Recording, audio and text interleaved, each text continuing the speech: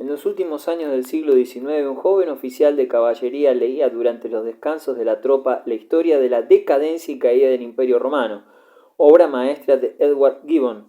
Aquel joven oficial se llamaba Winston Churchill.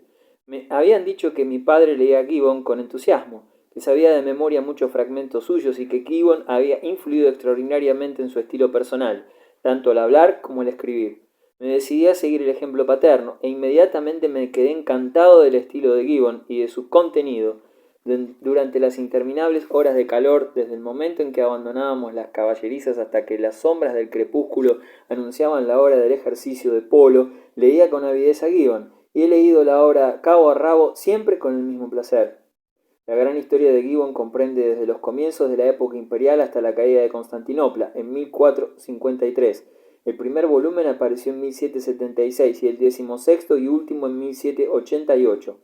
No vacila en declarar paladinamente que existen numerosas páginas sombrías en la historia de la Iglesia y que ésta muestra idénticas debilidades humanas que las restantes instituciones creadas por el hombre.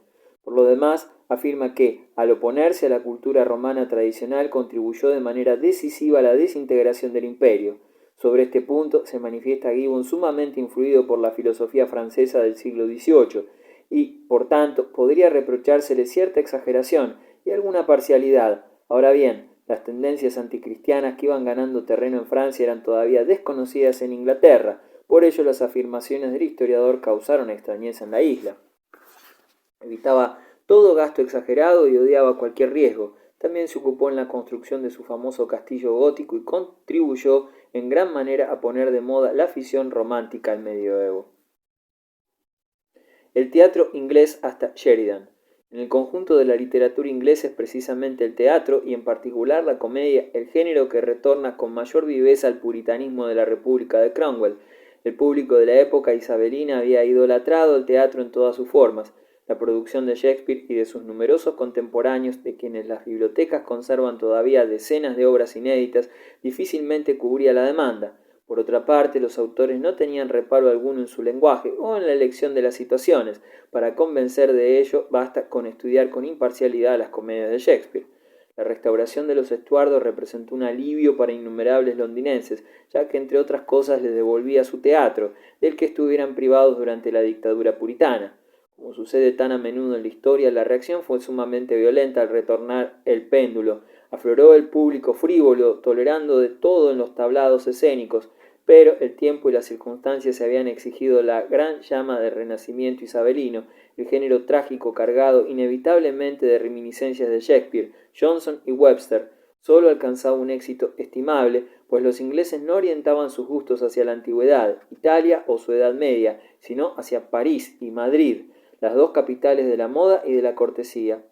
La tragedia experimentó una grave pérdida de vitalidad, porque los autores preferían escribir comedias sin la menor intención moralizadora, piezas sin pretensión de ejemplarizar a las almas o corregir costumbres, sino únicamente distraer por la agudeza de sus diálogos y la trama de su intriga.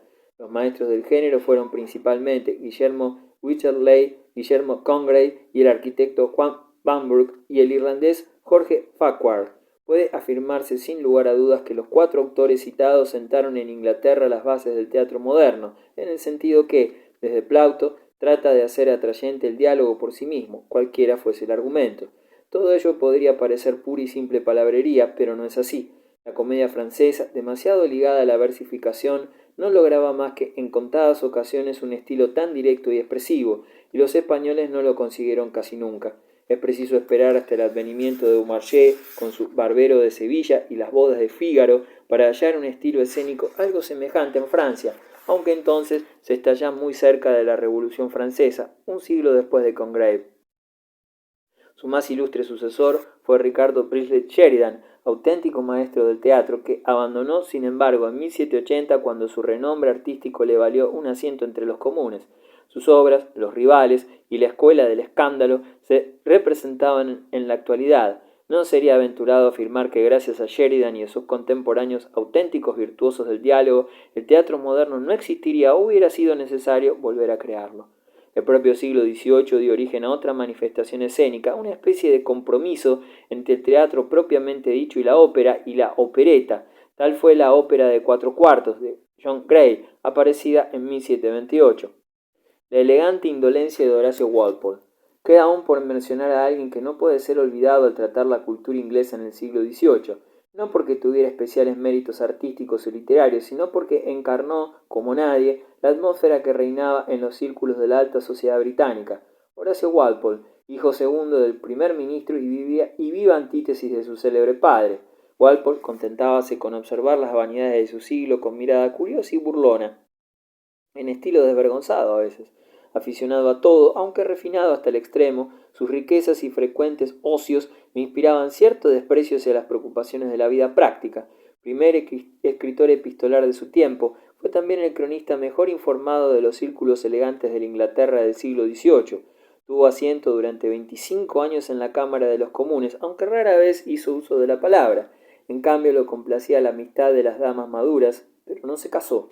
También se ocupó en la construcción de su famoso castillo gótico, que contribuyó en gran manera a poner de moda una visión romántica al medioevo. Naturalismo y rococó. Rousseau o la educación sentimental. Infancia y juventud de Juan Jacobo. La Ilustración llegó a su cenit a mediados del siglo XVIII.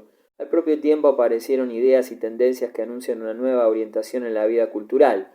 Los filósofos apreciaban la razón con preferencia a la vida afectiva, pero tampoco podían suprimir de modo absoluto el mundo de las emociones y de los sentimientos. En Inglaterra, el novelista Richardson había devuelto al factor sentimiento el lugar que ocupara en la literatura universal.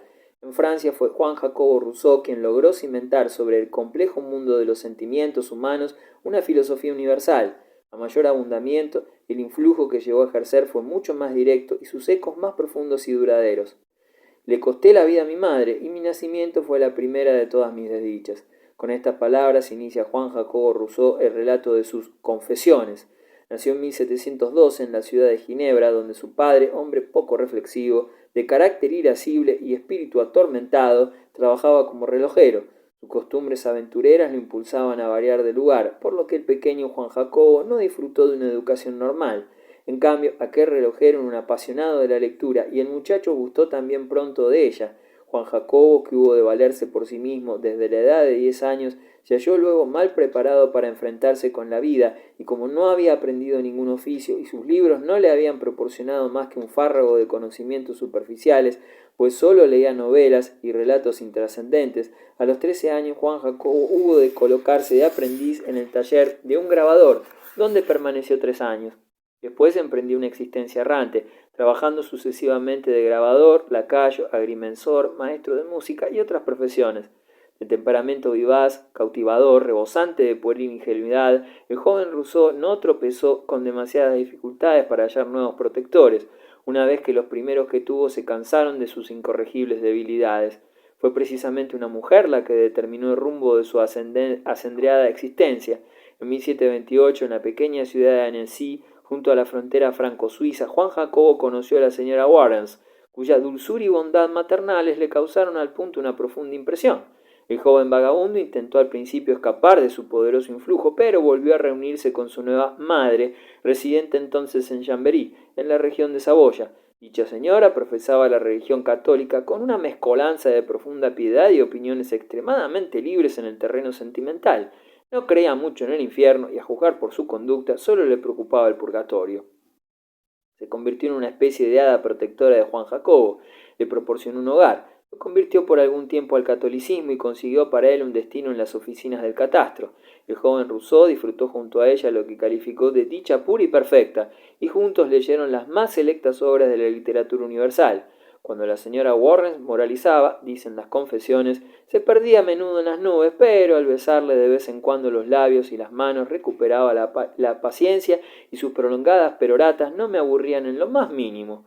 Al descubrir que ella había concedido sus favores a otro hombre durante una de sus frecuentes ausencias, Juan Jacobo, entonces de unos 28 años de edad, se separó definitivamente de su amante. En 1741 Rousseau se encaminó hacia París, donde esperaba encontrar mejores oportunidades. Llevaba en el bolsillo el manuscrito de una pequeña comedia que escribiera tiempo atrás y un proyecto de reforma de la notación musical que se proponía presentar a la Academia de Ciencias. Aunque todas sus esperanzas se desvanecieron, consiguió, cuando menos, tener la misma buena suerte que obtuviera en otro tiempo. La Fontaine, Las damas del gran mundo acogieron con los brazos abiertos a aquel joven de tan conmovedora ingenuidad, apresurándose gustosas a exhibirlo en los salones elegantes. Diderot y D'Alembert solicitaron su colaboración para la enciclopedia en la redacción de artículos referentes a música, movidos por el hecho de que Rousseau había logrado algún éxito como compositor en una obra titulada El adivino de la aldea, idilio de tipo sentimental. Le dolía en extremo verse excluido de los círculos artísticos dirigentes. El retorno a la naturaleza. Un día de verano, Rousseau decidió visitar a su amigo, el enciclopedista Diderot, encarcelado por haberse permitido ciertas libertades en sus escritos. Durante el trayecto, Juan Jacobo se entretuvo en echar una ojeada a una revista literaria. De pronto su mirada se detuvo en un anuncio. La Academia de Dijon sacaba a concurso un debate sobre la cuestión de si el progreso de las ciencias y de las artes ha contribuido a mejorar o empeorar las costumbres. Rousseau se vio asaltado en el acto por un cúmulo de ideas. En ese momento descubrí un nuevo mundo y me convertí en otro hombre. Rousseau respondió en este mismo sentido a la pregunta de la Academia de Dijon en su primer discurso, que el hombre es bueno por naturaleza y todos los males del mundo son consecuencia y fruto de la civilización. Juan Jacobo creyó ver en el resonante éxito de su discurso la prueba de que su filosofía lo encaminaba por buen camino, y rebosante de una renovada confianza, simplificó aún más su sencilla indumentaria y adoptó cada vez una de sus acciones y su modo de vida a los principios de esta nueva doctrina. Cuando alcanzaba así sus primeros éxitos, comenzó también a sentir los primeros síntomas de una cistitis que lo torturaría hasta su muerte. Como los médicos le aseguraran que sus días estaban contados, Rousseau quiso emplear sus últimos momentos en decir todo cuanto encerraba su alma. Su ofensiva contra la civilización fue siendo cada vez más violenta y su popularidad se acrecentó en idéntica proporción. Al primer hombre que cercó con una valla su pequeña parcela se le ocurrió la idea de decir «Esta tierra es mía». Luego, viendo que los demás hombres eran tan necios que le creían, se convirtió así en el verdadero fundador de la sociedad burguesa. Este tipo humano ha sido responsable de todas las guerras, de todos los crímenes y de todas las miserias que se han producido en el mundo.